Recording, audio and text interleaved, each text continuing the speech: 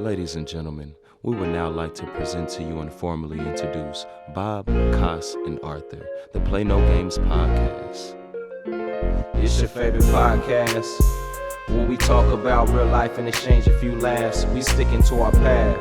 When you find understanding, just know that will never last. We ain't here to play no games. What's poppin'? The world is guys? getting It's Cartier crazy, and Bob now we back know here we again gotta with be the another change. installment of the illustrious Green Grass Gone from Portland, Oregon. Best podcast, the Play No Games podcast.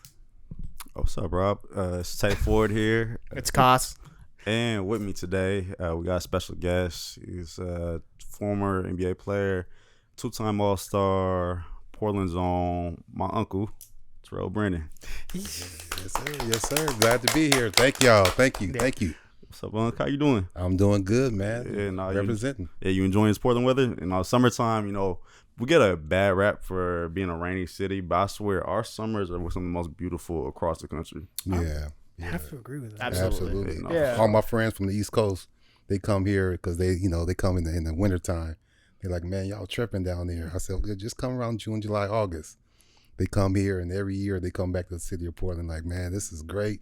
Y'all have some great golf courses, great beers, great vineyards, Great wine. everything. Great wine. Yeah, for sure. Absolutely. And but again, appreciate you coming on to talk to us and our viewers. Just trying to unpack who Terrell is, because I grew up going to your camps. You being uncle to me and everything, but a lot of people who want to say who don't know you. And that's really what we want to sit down and talk about today. Okay. So for those people who don't know, how old were you when you first started playing basketball? I was probably 4 or 5 years old. I grew up in the Nerf hoop era. So my dad, Chauncey Billups, he it rained so much here in Portland, you know what I'm saying? So he couldn't go outside. So he put the Nerf hoop up, and we would play that for hours. And so he's the one who instilled the game in me. Mm-hmm. And then as I started getting older, around 77 when the Trailblazers won the championship, he kind of, I was at the parade, by the way. Oh, wow. Oh, yeah. When I saw Bill Walton, somebody stole his bike. Y'all can look that up. Yeah, somebody stole his bike, but I was 7 years old.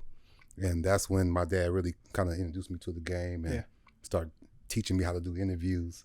Don't be saying, and he was like, don't bring that Unthink Park, Urban Park stuff to the interview, but you talk like you have some sense. So, he kind of combined that, the basketball and knowing how to conduct myself at an early age. So I'm so glad he did that. Now, let me ask you this, because, I try to talk to a lot of sources I have around the city when I have guests that are from here. So I was talking to this little birdie, and he was telling me that somebody by the name of VD, and you used to play at this place called Matt Dishman. What was all that about? Yeah, from first grade to the 8th grade. I played with Savidius Simonton. Mm-hmm. Yeah, that's his first full name, better known as VD. Mm-hmm. And the first and second grade, he instilled in me confidence. And I never played with the same grade after the second grade. So when I got to the third grade, I played with the 5th grade team, 4th grade, 6th grade team, and on and on. Mm-hmm. And we would work out on Saturdays every morning. I'm talking about like 6, 7 years old, working out already. Mm-hmm. So he was giving us a work ethic that was real cool. And, with Nostri, we couldn't play home games.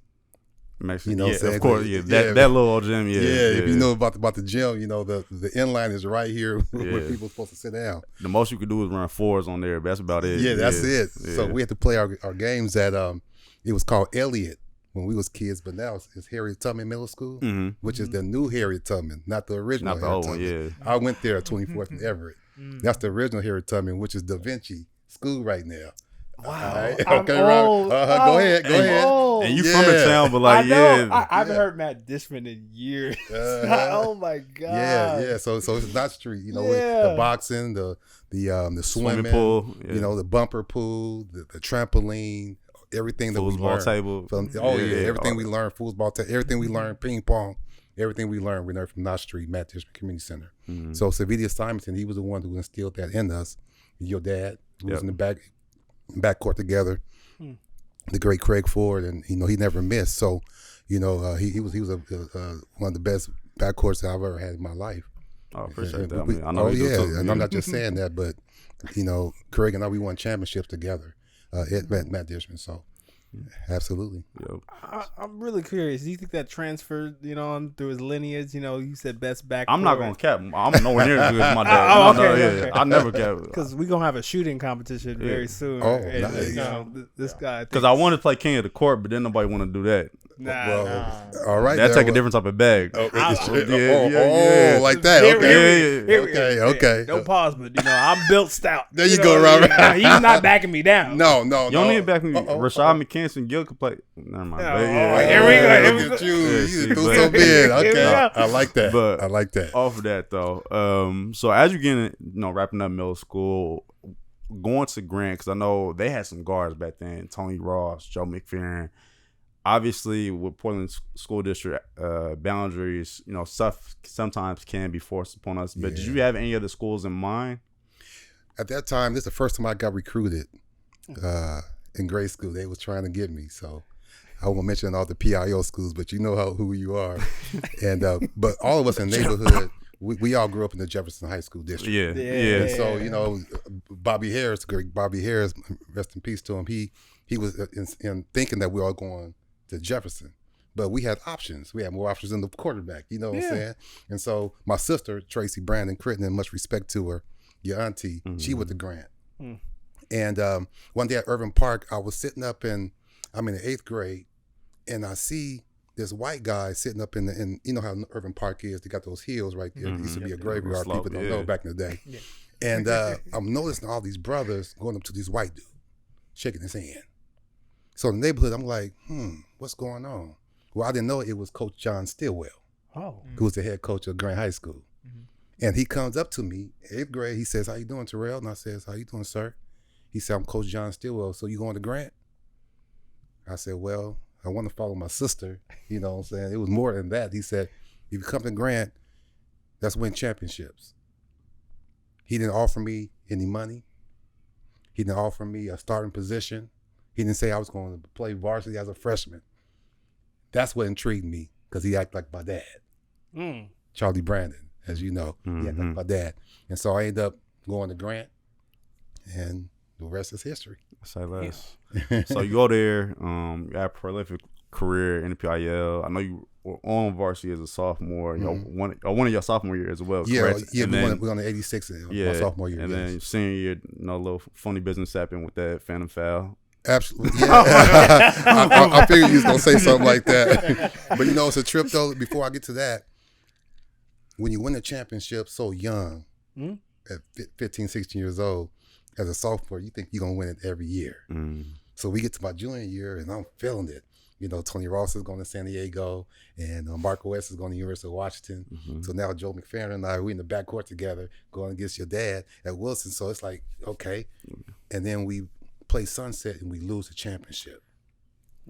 So that emotional high when my mom and dad cooked me chicken and greens in 86, and they cooked me the exact same thing in 87, but you lose, it just don't taste the same. You know what I'm saying? And so that emotional high that I had to go through, and then to play against your dad in the championship in 88 and be able to win the championship in 88, it made it. So, being a 2-time state champion, it just sounds way better than being a 1-time champion. For sure. It really does. And that's Sunset High School? Out in Well, Beaverton? my junior year, we lost to Sunset High School. Okay, yeah. Kevin Harris Got and it. his dad. That's where I went to high school. Is that right? That's where I went to high school. Yeah. That's the last time they were good at basketball too. That's right. And he had a brother. He had an older brother, Harris, as well. I feel like Harris, I feel like they had 1 year though when I was in. Garrett Sim played in Yeah. 2009. Okay, yeah, I was saying, like, right before I that got- was the last time they were actually good. Okay. Yeah, with Yeah. Garrett Sim. But yeah. Okay. Bro, I'm like a basketball historian in the There city. you go. Like, There you go. I love it. I will give you that. The both of them, they'll just pull facts out of this I'll be like, wow, damn. Like, is that a real name? But Exactly. yeah, no, bro. I'll be like, Yeah. they be like Gary Olson the third. I'm like, yeah, right. But you also That's gotta tight. keep in mind too, bro. Like the basketball community here is so small, and especially like I can't speak for how I was when you were growing up, but especially like once you get into the circuit, you playing with the same dudes every weekend, Absolutely. whether it be between here to Seattle to LA. Yeah. So I got dudes I've known since I was 11, 12 years old who I've had a relationship with. We've never lived in the same city. Wow. That's just like how it is. But off of that though, So we did beat your dad. Yeah. He did foul me. Yeah. By the way. But much love to Craig for. I love you, man. Yeah, no, but so you win state title your senior year. At this point, are you committed to go to Oregon? And then also, what went to that decision? I grew up watching Channel 12 KPTV, and when Oregon Ducks came on TV, it was called Raycom back in the 80s. And my dad introduced me to it, and I wanted to know who Stan Love was. I wanted to know who Anthony Taylor, the great Anthony Taylor from Beaverton, Greg Ballard, all these players. And they had that yellow and green, and they had their number on their wristband. And I was just caught up in that, man, as being a kid, you know what I'm saying? And I said, Dad, I want to go there. He's like, boy, you better get yourself together. As I started getting older, my dream was to be a Duck. And so my recruiting, it kind of got a little wiggled a little bit because, Jerry Tarkanian, I went to UNLV for a recruiting trip. And he says, this is the wasted money that we've ever had in all the years that I've been coaching, because we all know Don Munson got you wrapped around his finger. You gonna be an Oregon Duck. We all know it. And so everybody had knew where I wanted to go. So I went on these recruiting trips anyway. Went to Iowa, went to Nevada, went to UNLV, even went to University of Portland and gave it up to them as a homeboy. I wanted to make sure that Coach Avina knew that. Just out of respect. Just out of respect. But everybody knew that I wanted to be an Oregon Duck.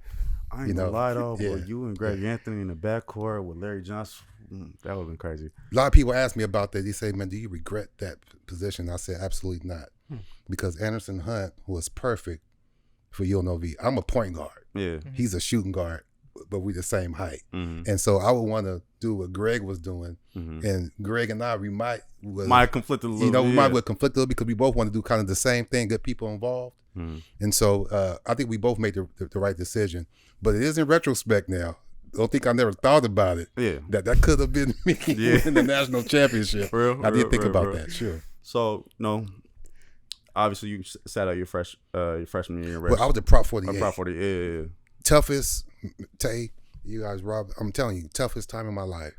Most embarrassing time I ever had. I'm a Prop 48. A Prop 48 is not a red shirt. You lose that freshman year. My mom called me. My mom, rest in peace, Charlotte Brandon, called me. And she said she paged me. This is how long it was ago. It wasn't texting. It was paging, right? 673-1075. That was my number, right? Oh, that's crazy. You still remember So I go to a phone booth because it was like 25 cents back in the day. And she said, baby, your SAT test came in. I said, okay. She said, so it'll be here when you get home. I said, no, go ahead and open it. And she opened it. And I can hear the calculator. This is back in the day. And I'm hearing it on the phone. And she, they have different ones. You have to add up all the numbers. Yeah. And she said, well, how much you got to get? I said, 700. She said, right then I knew I didn't pass. And so she said, baby, you didn't do it. I said, oh, man. So I didn't know the rules of what I could do or not do. And then I said, Mama, how much did I get? She said, I don't want to tell you. I got 690, y'all. Yeah, I missed the test by one question. So I called Coach Don Munson, and he already knew. He's he's one of those old school Judd Heathcote from Michigan State guy. He's my number one pick number one recruit can't play this year. I said, okay, so what can I do? I went to summer school, and I couldn't practice. I'm like, I can't practice with the team? They said, no. You can't travel with the team. I said, what? You can't sit at practice. We had to sit 100 feet from practice. So in practice, I had to sit in the bleachers at our own practice. So I can't travel. I can't practice. I can't communicate. And the coaches and the players can't acknowledge me until after practice. So my coaches and players would go like this to say hi. They can't go like this. They can't say, hey, Terrell. They can't say anything. And I went through this for a whole year. So it's like having a dunce hat. When we was kids watching cartoons. It's like having a dunce hat. You're just sitting there. Can't be a part of any team meetings. Nothing. No video. Nothing. And so it felt like you're an outsider. But thank God I had a couple of guys from Portland, J.J. Lincoln and J. Ray Williams. They taught me how to use a printer. And I printed out this big sheet, put it on my wall. I said, next year. And I put it on my wall, and I just looked at it every single day. And I studied Gary Payton on the radio, who's at Oregon State right down the road. And I just listened to the radio station and just seeing what they were saying about Gary Payton, and it was absorbing it. And when my time came, I was ready. Oh, no, Sorry about No. I had to give you the history. I'm going off the beaten path because I'll say this. I resonate with that story so much just because I recently passed one of my exams and it took me 2 years and it was by 1 point, 2 points, 3 points. But it happened I took it 13 times. Oh, wow. And that's what I felt. Yeah. Where it's kind of everyone had all these things. You have a learning disability, this and that. Oh, I was kind of yeah. no, it's just one. You got something to say? Yeah. No. Laughing at no. But I just appreciate you saying that because there's that determination to put that on your wall, and I was changing your mindset. So I was damn, that's just dope because you could have just sulked. Oh, it was embarrassing, man. Here on #1 recruit in the state, and my parents who raised me right, look, I got a 3.1 GPA, but I didn't pass the SAT. And Unlucky. you know what? I didn't take it. I can admit it. I didn't take it serious. I only took it one time, which was so stupid. Probably wait till the last opportunity too. The last one, Yeah. they had a schedule that you can take it at Madison, Jefferson, Grant, Madison, Roosevelt. So you can take it as many times. The ACT, I could have took and get a 16, 17.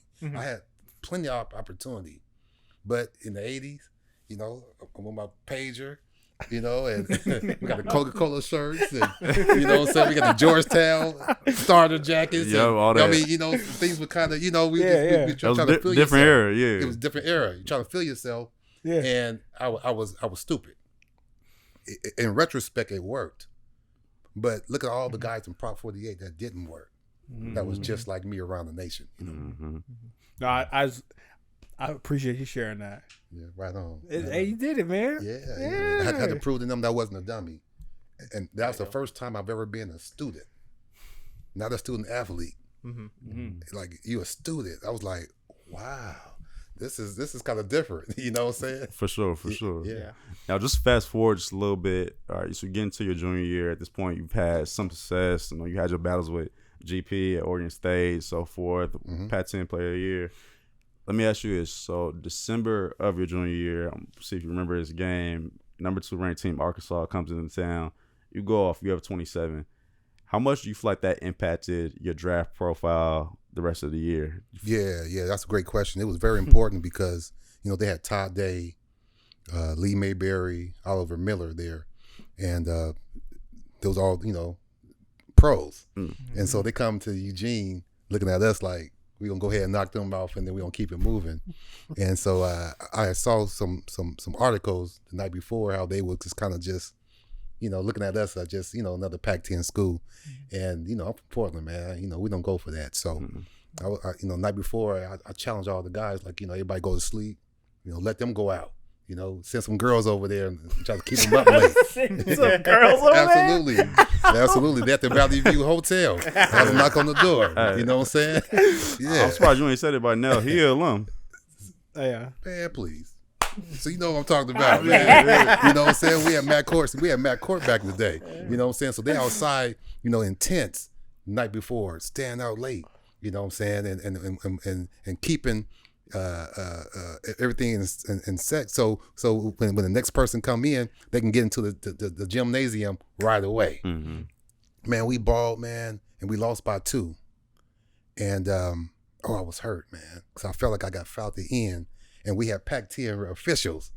So I thought he was gonna give me the home call, and so I saw him a couple years later, and he said, "My bad." I missed one. He knew exactly what I was saying too. I was like, it was a 3 too. So I could have potentially went to the line and got him. Silly, yeah. But the experience I got, seeing Nolan Richardson over there, him coming up to me and saying, you're a good young player, Terrell. Keep it up, Brandon. I'll be watching you.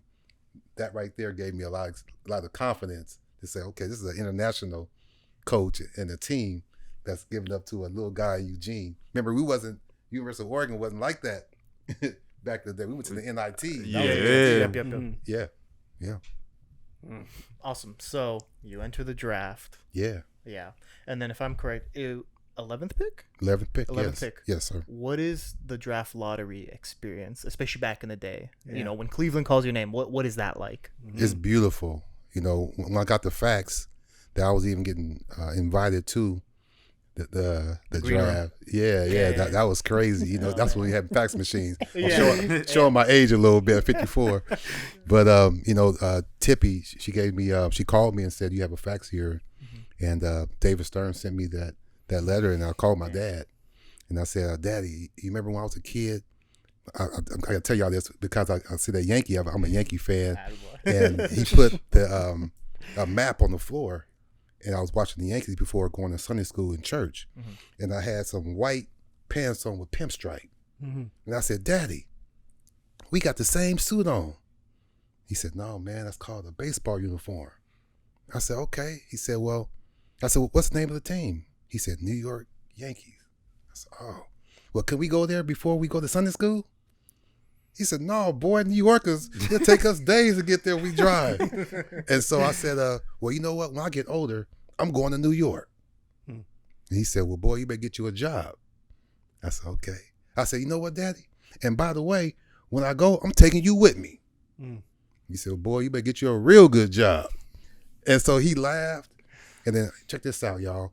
15 years later, I called my dad when I get the facts and said, "Dad, you remember when I was a kid, I told you I was going to take you to New York with me?" He said, "What are you talking about?" I said, "I'm taking you to New York. I just got invited to the NBA draft, and I'm taking you with me." Oh, man. And I took your grandfather with me as well. Yeah, he ain't told me. You know what I'm saying? Mr. Gary Haynes, my Uncle Gary Haynes. Took them both to New York. And I'll never forget going through the whole process. And they thought that I was a homeboy in the meeting. Satch Sanders had all of us together. And he said, you know, all the family members and all, you guys, you know, leave. I want to talk to the draftees. So all the people left. I'm sitting in the back. And you can see, you know, guys going. They're looking at me because they thought I was one of the homies, you know. I don't know all of them. So I didn't go to March Madness, you know what I'm saying? So they don't know me. They don't know me by name, but they don't know me by face. And so they go, Dikembe Mutombo, come get your package. And Larry Johnson, get your package. And Kenny Anderson, get your package. And Billy Owens, get your package. And Steve Smith of NBA TV, come get your package. So they name all these guys, and they say Terrell Brandon. And you see guys going like this. Who? And all of a sudden I walk up and they like, that's him. For real. He ain't that big. You know, so that right there, I felt that energy. And then that night, when David Stern said with the 11th pick in the 1991 NBA draft, the Cleveland Cavaliers select Terrell Brandon out of the University of Oregon. That feeling right there, I felt like every player I played with in the parks, at Saban, at Boise, the backyards, you know, at Tyrone White's house on the garage, you know, playing at, you know, Columbia Boys Club on Lombard. Everybody who I played against, I felt like I took them with me. And that's how I felt. That's fire. That's amazing. I love that. I know. Full of stories, sorry. Yeah, no, you No, good. no, No, it's what we're here for. I'm getting emotional. That was amazing. I know. Thank you. Exactly. I was Yeah. like, Yeah. damn. Thank you. Man, oh my goodness. Yep. And then come back to Portland and top prospects, Timmy Pittman, much respect to you. He had the top prospect summer league at Salvation Army. And get right back to work. There you go.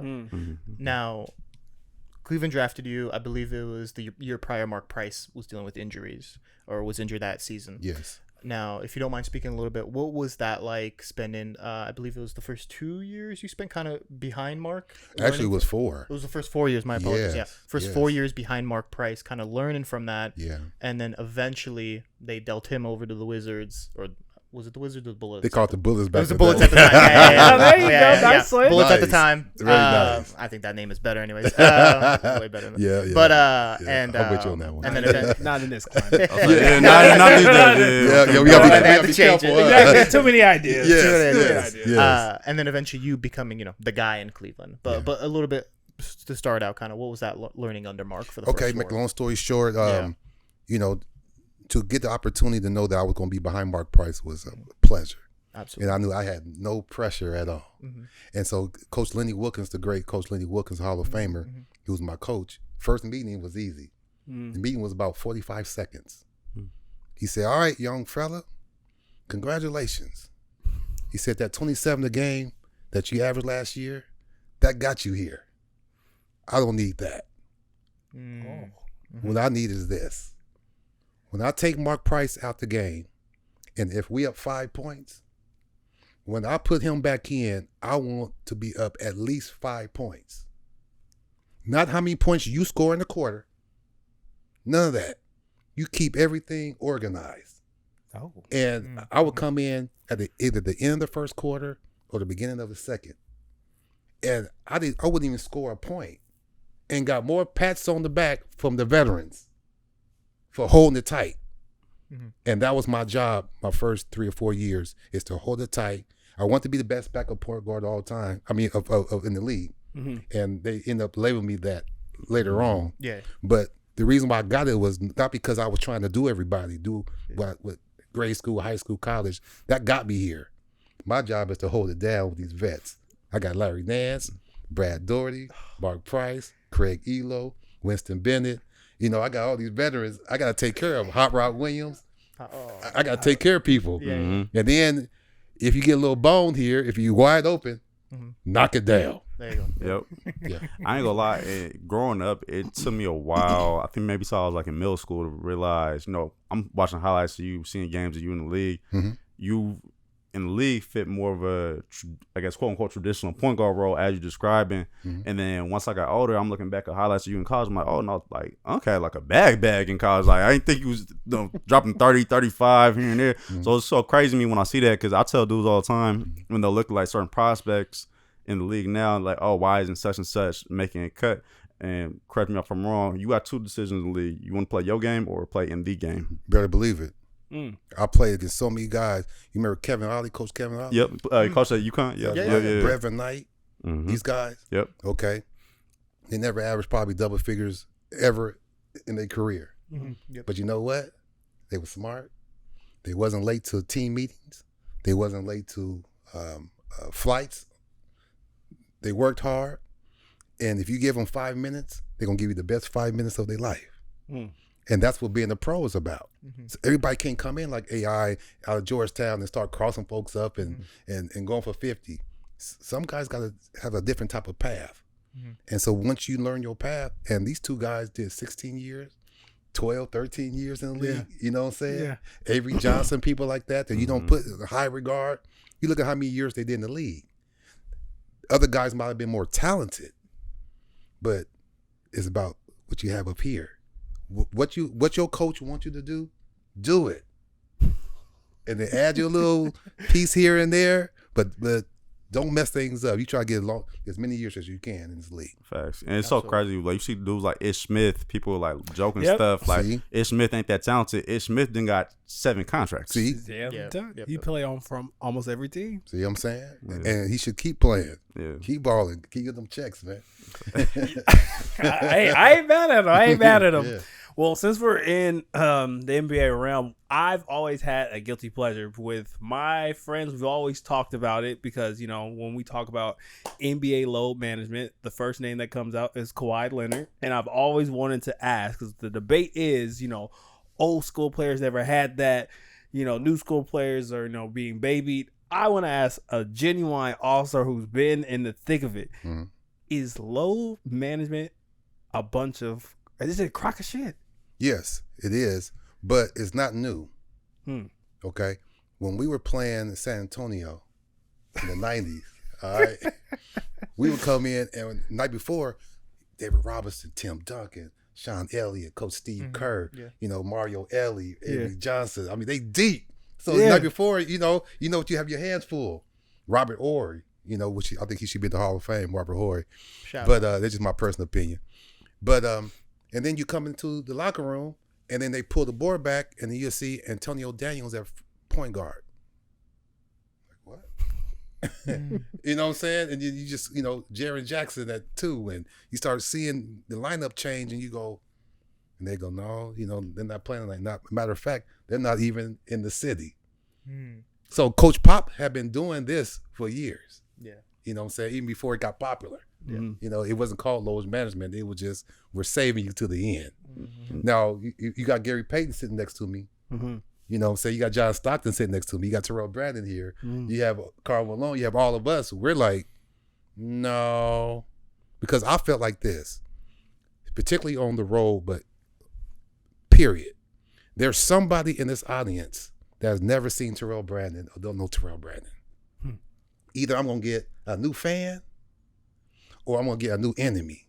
But regardless of what I get, they're going to pay attention.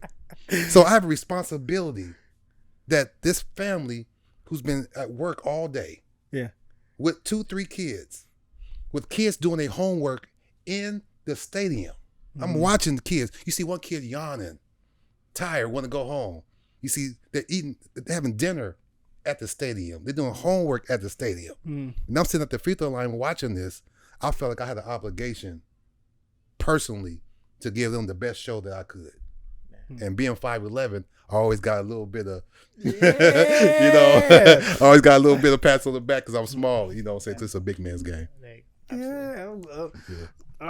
I have a couple, but No, please go ahead. You can go. Do your thing. We can back. No, So I guess the next thing I kind of wanted to kind of like ask you too as well, is we're kind of getting like the mindset of understanding like the hard work and ethic you have to do, you know, on the court.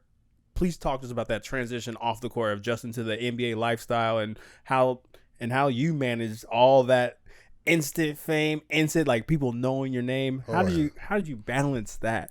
My first experience, we get to Chicago in '91, and we coming from North Carolina, played the Charlotte Hornets, right?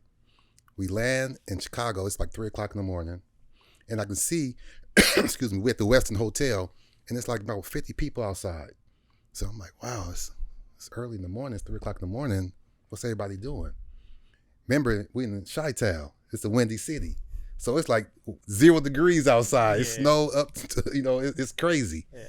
Well, I didn't know that there was ladies out there waiting for us. Oh.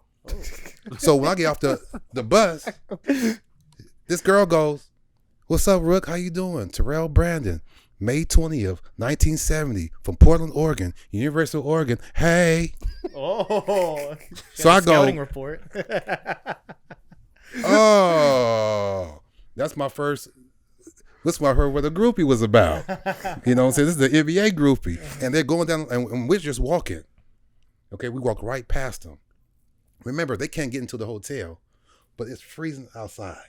And right then I said, Terrell, do not get set up. Hold yourself. I'm talking about some of the gorgeous women you've ever seen in your life.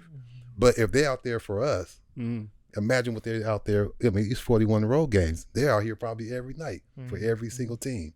So right then I said, do not get caught up. Keep your thing in your pants. Be disciplined. You know what I'm saying? Now, you know, let's be honest now, we men. So we got eyes. You know what I'm saying? So, you know, you go do some things now. But what I tried to do is keep a level head and not be on TMZ.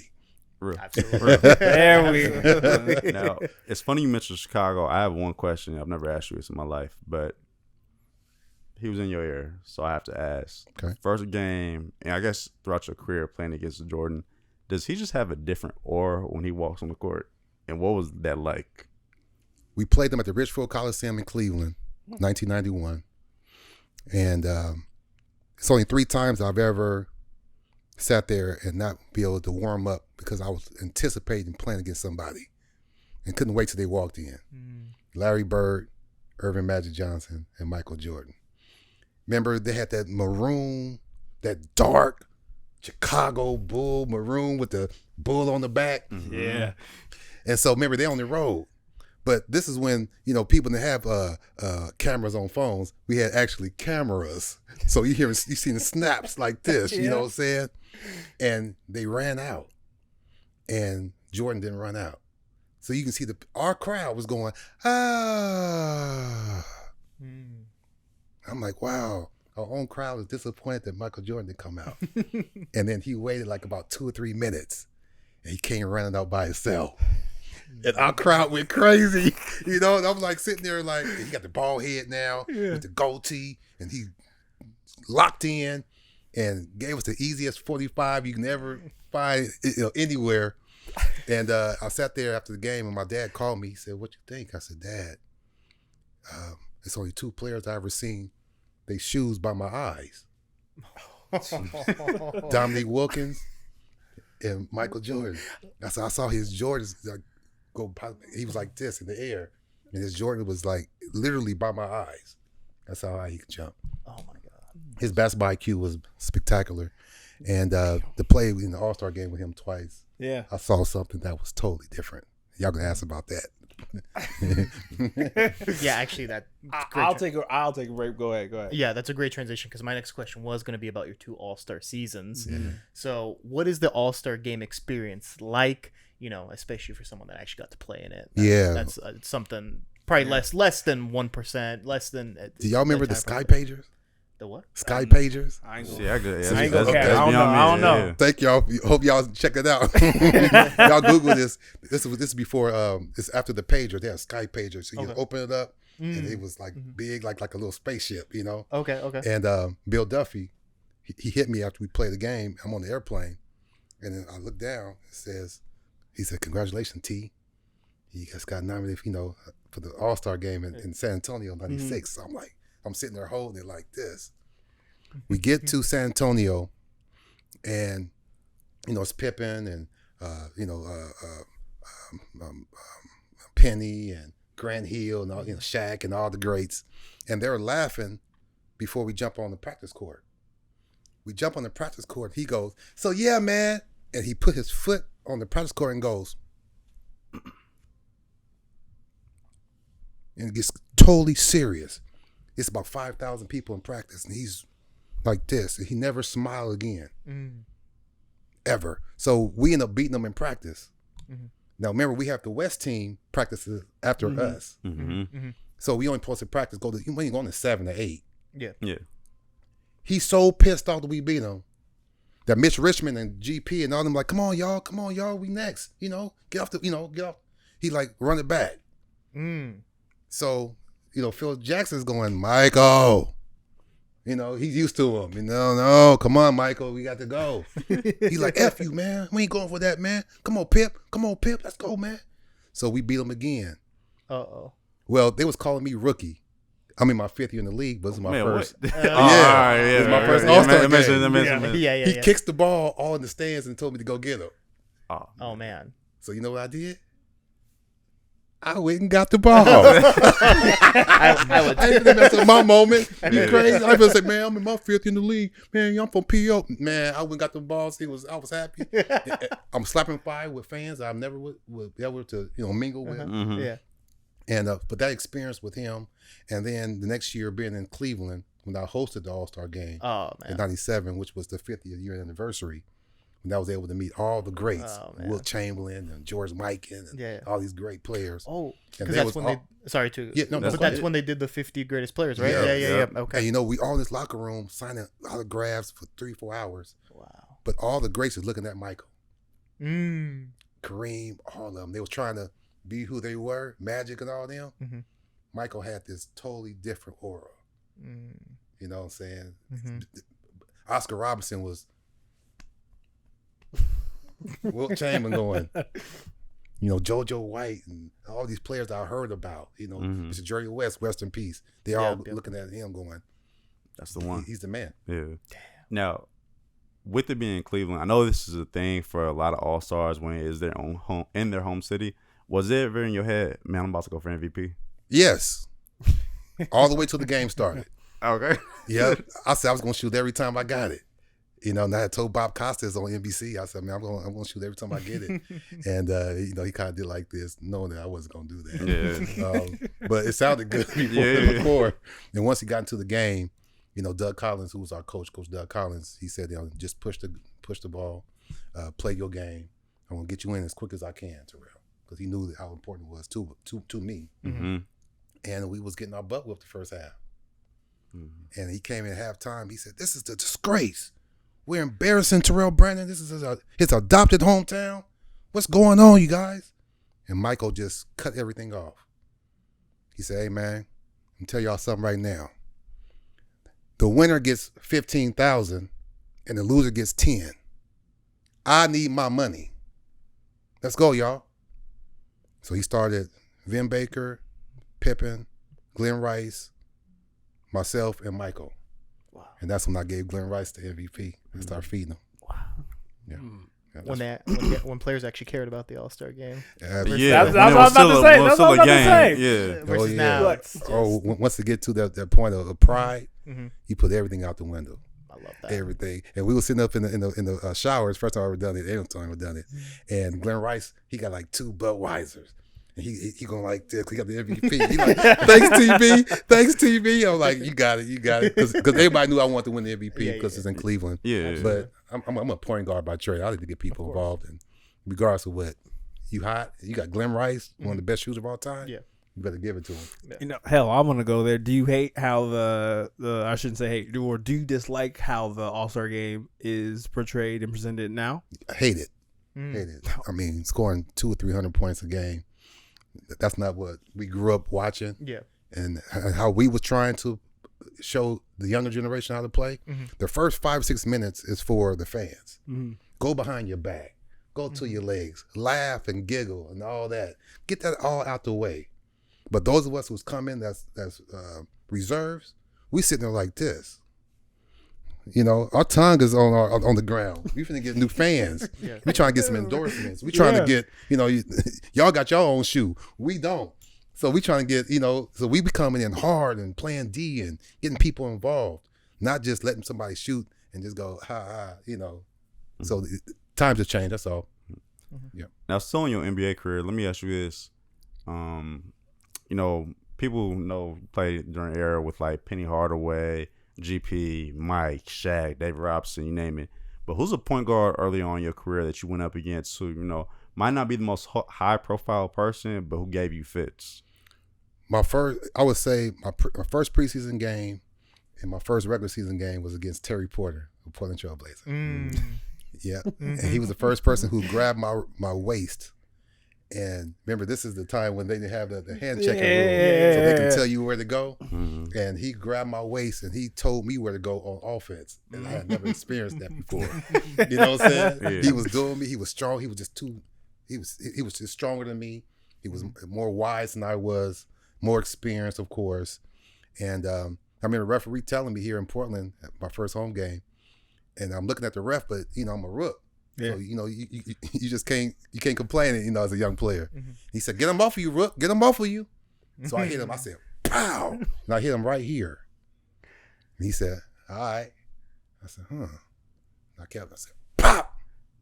And I kept hitting him, and I seen his hand going. I said, "Oh, Terrell, that's it. You got to get these bets off of you." Because you reach. Yeah. I'll teach. Yeah, and then they're not calling offensive fouls back then. Yeah. So we can, get off me, move. He's doing the same thing to me. Throw an elbow. So, take that with you. You know what I'm saying? Yeah. But you have to earn your respect right away like that. So, Terry Porter, I appreciate you, TP. Shout out. Switching up gears just a little bit, still in NBA, where, once again, myth busting a lot, because I would say currently right now, as well as, talking about like load management when it comes to just the mental health aspect of like athletes, that's a big thing talked about in the NBA now. We have the DeMar DeRozan's talking about depression, and then we have even Kevin Porter Jr.'s talking about the things that are going on in their minds. And I think we've never really talked about what the mental aspect of older school players and what the NBA was like. And I was curious, what do you think were some of the mental health issues going on back then, or if you experienced any things that you had to like hold up just to play and just suck it up? I didn't personally. Our mental health was, man, I got Tim Hardaway tomorrow night. I got Ross Strickland the next night, and then 2 days later I got John Stockton. And then after that I have, Mookie Blaylock. So that was the million that I was going through personally. But we didn't have the social network. We didn't have so many opinionated people breaking everything down from the time that we get off from our car to what type of toothpaste we use to what our suit looked like, and to what we didn't have so many opinions. We had the NBA package that came out, and we was happy with that. You know what I'm saying? But we just didn't have that. So I think our mental edge was a lot less than what these young men the last 20 years been going through. Like I said earlier about the cameras, you can see somewhere and somebody can take a picture of you, and somebody in Tupelo, Mississippi, see that picture, in seconds. Yeah. Well, back in the day, like I said, we get to have a camera. You know what I'm saying? So we didn't have to go through what they're going through right now. Yeah. Or sorry, but like what Jaylen Brown went through just the other day. Did you see that? Isn't that something, man? Oh yeah. JB. Just saying. So I can't even talk to y'all about just some random something and somebody over there that's way up there that's reading my lips. Reading his lips. Saying, and then he has to say an apology. Oh. Put out a whole statement just to clarify it, just because you don't want to. Fans were outside, That's absolutely crazy. But see, I grew up on public relations director. See, everything that happens, you go through a public relations director, and they tell you about how you feel, or if you had a ankle surgery or knee surgery, you go through the public relations. Now, players are their own public relations. They sit up in the hospital and selfie themselves and say, "I'm going to surgery in 5-10 minutes." You know what I'm saying? Yeah. The times have changed. Yeah. No, when you were asking that question though, like immediately my head went to it was just a whole different world. Cause like back then, you have a bad game, not to diminish it at all, but you look at the newspaper, it's a calmness you may not know. Whereas you say you go 3 for 10 one night, now you got at least 10,000 fans on Twitter calling you terrible, Skip Bayless and Stephen A. Smith picking your game apart the next 2-3 days. So like it's the same game. I mean, it looks different. It's the same game, but like the outside factors and outside noise is vastly different. You play 16 games a month, okay? Which means you play 4 games a week.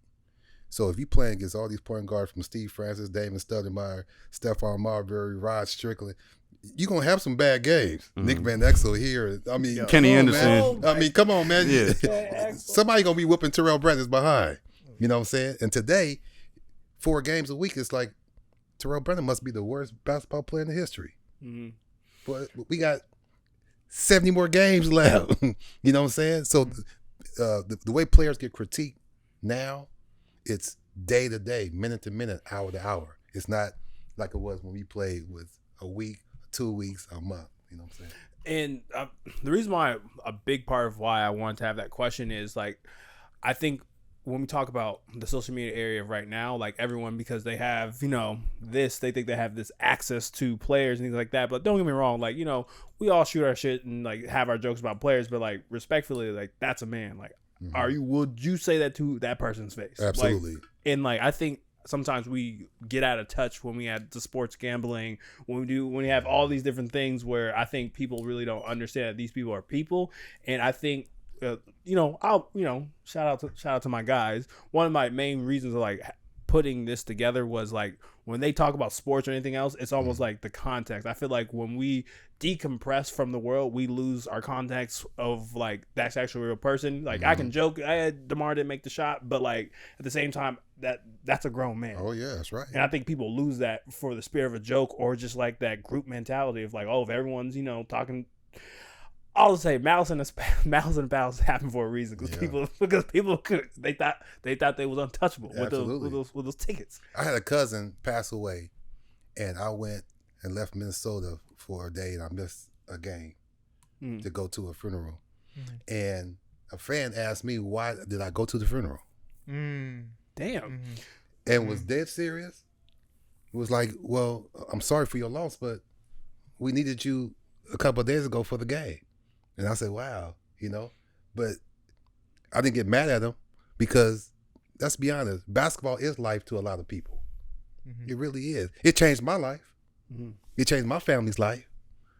You know what I'm saying? So in that perspective, and again, when I talked about when people go to a game and spend their hard-earned money and rearrange their whole life for a football game, basketball game, soccer match, tennis match, whatever it is, they invest in you. They feel like they really know you. You know what I'm saying? Like you ain't superhero.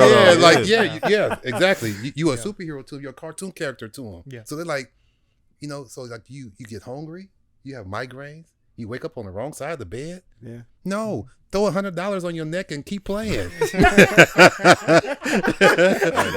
crazy. And if you find out, sorry, but it don't happen like that. I believe just like you do. Yeah, that's right. Yeah. Y'all have more NBA questions? No, I got a community based question, but I got all my. I got one final Absolutely, NBA Rob. question. Yes. So fast forward a little bit, you find yourself in Minnesota, early 2000s, and then a young Chauncey Billups gets over to the team. I asked this also as a Blazer fan as well, Coach Billups. Yeah. Do you felt like when Chauncey got to Minnesota and you were the starting point guard at that point, did you feel like now you were almost in that Mark Price role where you were there to a little bit mentor Chauncey and kind of set him up for the future once maybe you had taken a step back? Spectacular question. He just did a podcast. I don't know if you guys seen it yet, but he did. Now, shout out to you, Coach Chauncey, for even mentioning me like the way you did. When he came in, because I had played against Coach Chauncey already in Denver and Boston and all that. And so he was getting like knick-knack injuries, shoulder, hamstrings. I mean, it was injuries. It wasn't his ability. And I remember Clayton Jackson, who was the equipment manager, he put his locker somewhere else. And I said, move it over here. And I had Chauncey Billups on my right side right here. Oh, man. And we talked about hoop, not just because we was with each other every day, but because I was invested in him because I had saw Terrell Brandon in him, just like I was in the Mark Price situation, the question that you asked. Yeah. And it was my job to mentor him and not feel like that I was being jealous of him trying to take my position, but mentoring him so he can take my position. That's what it's about. A good assistant, when you get a good assistant, you shouldn't get a chump or a pump. You should get somebody who's going to replace you. That's business talk, all right? Yeah. So, all right. So in basketball, I look at it as the same thing. Yeah. In basketball, I get the same thing. I'm practicing against him every day. I'm seeing him bust my butt every day, And when you admit to somebody busting your butt outwardly, that's something else as a competitor. You know what I'm saying? Absolutely. And we going at it every single day. And after practice, he would say, man, on the pick and roll, what are you looking for? I said, well, Chauncey, your upper body is bigger than mine, so you can shoot 3-pointers differently. I shoot jumpers. He shoots more set shots. So I get free throw line extended and come off my pick and roll because I'm a 17, 18-foot jumper. He can come off wide like a Damon Stoudemire and hit the 3 on a pick and roll. So we would talk about stuff, split the defense, those type of things, getting your veterans involved, getting your big men involved, make sure KG is happy at all times. Kevin Garnett. Yeah. Make sure he's happy at all times. Make sure he gets at least 6 shots a quarter. Okay? Yep. And keep that tab in your head. So we talked about that. I talked about a tie.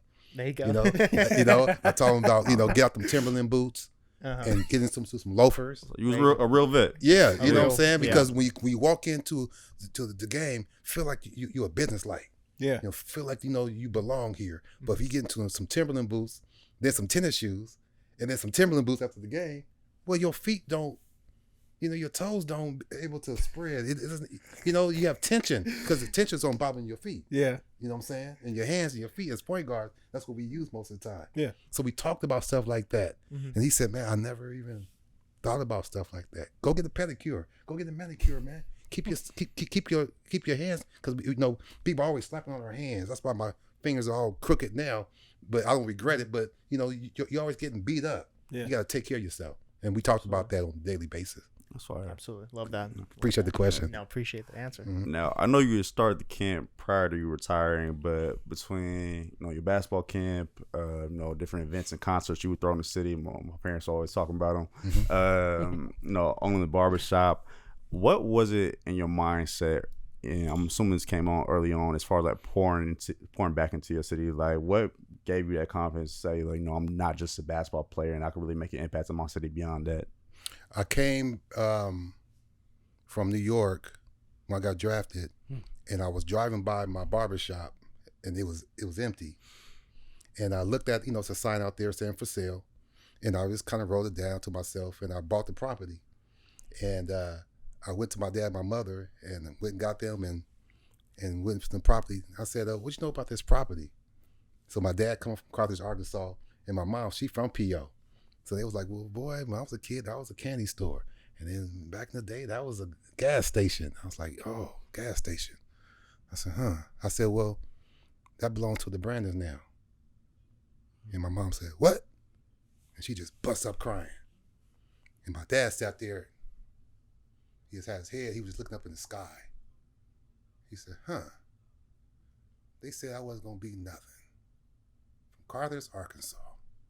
And here my big head boy then bought some property here in his own community.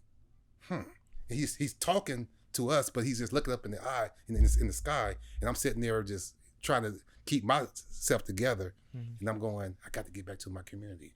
I can't afford it yet right now, but what am I going to do?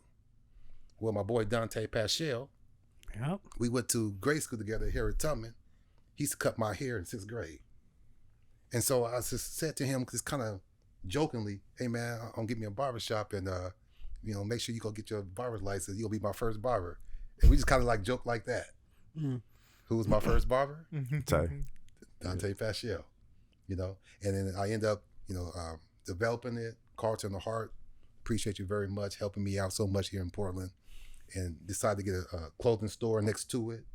That's when the jerseys and the Timberland boots and all that. So Fat crazy, Farm, bro. Like that. Carl Kanai. Crazy. That's it. I'm showing my age now. No, like, but Sean John and all that crazy. stuff had just came out. You know what I'm saying? And so I was just trying to, be there for the community and provide jobs. Yeah, that was my thing. Provide jobs for people who can pay rent, pay insurance, pay those type of things. I was already in that at 21, 22 years old. Okay. It's kind of a similar-esque question, but I know recently the Cavs have honored you and put you on their honorary wall of great players, and I think when we have a lot of athletes on here, we really try to separate the person from the athlete, because what you have done is legendary and deserves to be up there. But also, what do you think when it comes to the philanthropy that you've done that you will want the city of Portland to honor you for? Well, I don't need a pat on the back, but to be a good person. I mean, things that has happened has been a blessing, and I appreciate, right on TV and all that stuff.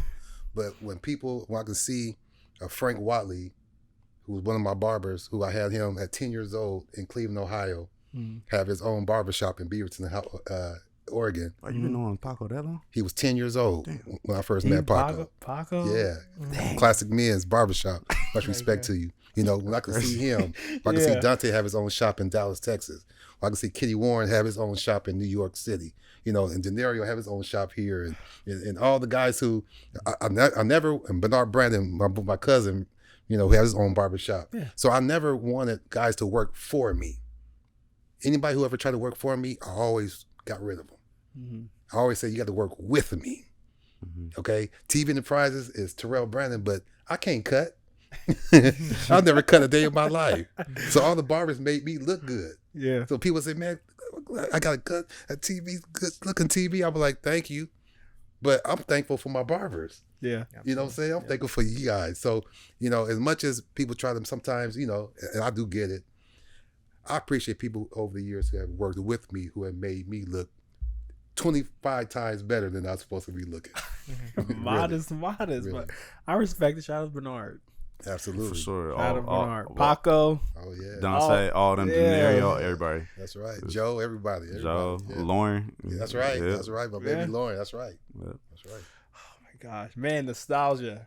I remember my first haircut. And my dad was like, I'm tired of it. Because my dad was heavy handed. He was just and I was I used to hate getting my haircut by my father. Is that right? And then I went Bernard, 6th, 7th grade. Oh, my goodness. Thanks a lot. I know. No, but you talking about the shop and the other side with the store, that of course I grew up there, but it just takes me back to a certain special time in my life where I wish I still had my innocence, when you was just my uncle, not realizing oh no, this man is Terrell Brandon, not my uncle TB is just 5'11". Everybody keeps on asking for his autograph everywhere and stuff, but and then we transformed because of the open space, and I kept saying, how can I make this a little bit different? Because now the enthusiasm, how it is in business, enthusiasm start going down. You only sell so many wave hats and Burberry's grease and brushes. You know what I'm saying? You got to reinvent yourself. Yeah. And so I noticed a lot of people around here smoke cigars. So I was like, dang. it's like cigar smokers in Portland. If I put a ventilation system up there and move all this out and maybe throw some couches up here, make it kind of homey and make sure my Wi-Fi is cool. I start thinking about different stuff and did it. And end up going from that to having a cigar bar there for probably maybe 5-6 years. Something like that. And start opening it up and renting it out to people who want to have, either a birthday party or weddings or going away party. You know what I'm saying? And graduations. And I probably did everything but a funeral up in there.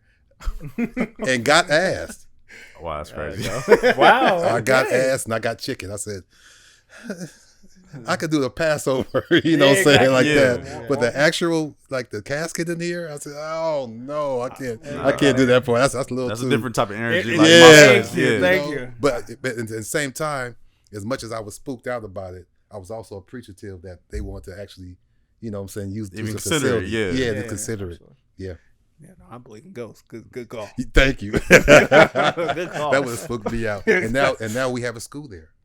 Multitudes of mercies. Miss Tamara Hopkins, much respect to you, who's the owner and of this great school, and she has multiple locations. And for them to even consider me transforming my life again from the barbershop to the retail store to the cigar bar, and now from the 1st to the 5th, 6th grade, we have young people up in there learning and having a Black History Month and, and learning about the community and learning about all types of things about trying to get a job and be married and those type of things. We're teaching them all that type of stuff as well. That's beautiful. Y'all got any more questions before I play a game with him? I got one final question for you. Okay. You've been a strong advocate for Portland this whole time. Before we even started hitting record, I was like, "What was the favorite city you played in?" You said Portland. Yeah.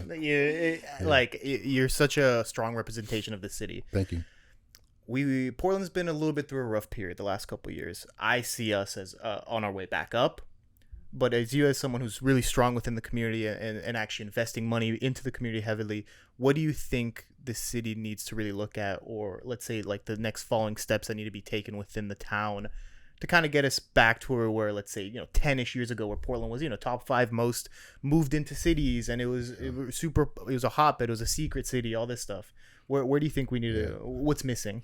I think that our people that's influence the mayor, the governor, city council, they see things, but if they can go to the community with normal people like us and see the homelessness that's going on all over the city, and then go back to your house and see how you're living. You have money for timber, you have money for animals, not disrespecting any of those things. But then all of a sudden when it comes to education and the homelessness, all of a sudden it gets a little, let me check my wallet real quick. Bike lane. See, I mean, do we need another bike lane? And bikers, much respect to you, all that. But listen, do you want a bike lane, or do you want this man that's sitting over here that's on dope? Absolutely. In a facility which we can help him get off of cocaine, get off of meth, get off of whatever, crystal, whatever. Fentanyl. Yeah, that fentanyl. Boy, I don't play no games. No pun intended. Whatever that stuff is, man. You see that stuff on TV so much. It's like, not only do you want to not take it, but you don't even want to be close to it. You don't even want it in your facility. And then alcoholism is another thing that gets our families as well. And so I would say that if the politicians, would kind of, take a step back and see exactly what we're going through on a regular basis, we can fix a pothole, but can we feed this family? Absolutely. And that would be a question. Let's get a budget together and not use the budget for things that we already have, but for what we need. Absolutely. Love that. So before we wrap up here, I always like to play this game. Really recently came up with a nickname for it. I call it Shot Clock. So it's just going to be like some speed rapid fire questions. I'm going to ask you, this or that. I'm just going to say the first thing that comes to your mind, right? So we'll do a quick example real quick, all right? Favorite color, red or blue? Red. Right. So you get it. All right. All right. So let me know when you're ready. We get started. I'm ready. All right. Now, mind you, I asked a few people in your life about some of this stuff. So I'm just trying to gauge, see if, what they said lines up with how I think you're going to answer it. Okay. So we get started. Peanut butter and jelly sandwich or top ramen? Top ramen. All right. Reese's or peanut M&Ms? Dang, I don't eat candy. So I can't say either one. So I gotta say one or the other. That's crazy. It's because your son told me you run through like 3 or 4 bags a day. Of what? Peanut M&Ms. I used to as a kid. Oh. But I had peanut M&Ms since I was probably 20 years old, 21 years old. But I would say peanut M&Ms if it was. Yes. All right. Yes. Harder player guard, Mark Price or GP? Gary Payton. LeBron or Michael? Michael Jordan, definitely. Better part to play at Unthank or Earth? Unthank. But I will say I appreciate Irving because he had more rims. And that's what got us there. Yeah. More people can play it at one time. Yep. All right, final question. Game winning assist or game winning shot? Shot. Okay. You're real. Yeah. That dive is cool, but ain't nothing like that last 5, 4, 3, 2, 1. Yeah, no, for real. Absolutely. Well, that's all I had. No, I appreciate you though. I think we all wrapped up here. Yep. We're all wrapped up before one thing. Now, one thing I really do, I loved hearing you being successful and just you finding any way to just adapt. And one of the things that we do here is that's what we're trying to do. We're trying to get out of that 9-to-5 mold, and we're evolving and growing. And, let's just say our table is usually populated with things, but, as our very first, let's just say, all-star guest, who's been through it all, we would love to have a piece of you on this table as we continue to grow. And we have a ball here, and we were wanting if you could sign that for us. Absolutely. Now, I promise you, we're not gonna sell it. This is just memorabilia for the table setting. So people can know that we have a story of a great, not just a NBA great, just a great human. Oh, thank you. It'd be my honor. Okay. Absolutely. Okay. I'll have you do this. Okay, I'll do that. You want to sign the cell while you're doing it? So y'all just heard some delicious NBA secrets. A humble man on his journey as being a great human, and that's what we're trying to do here at the Play No Games podcast. And if you like what we're doing, like, comment, subscribe. We're here every Wednesday to give you a break from the nonsense of the world. Nice. Appreciate that. That's tight. Appreciate that. Absolutely. Thank you. Yes, sir. So this has been a great episode. It's Cartier Rob. Tay Ford. It's Cas. The young Terrell Brandon. We out. Take care. Peace to you. All right. Sorry, I'm for the bag right now. Yeah, I'm for the bag right now. Yeah, for the bag that I never had. Yeah, you probably mad right now. Yeah, I got a 2-piece now. Shit, I think they call them groupies now.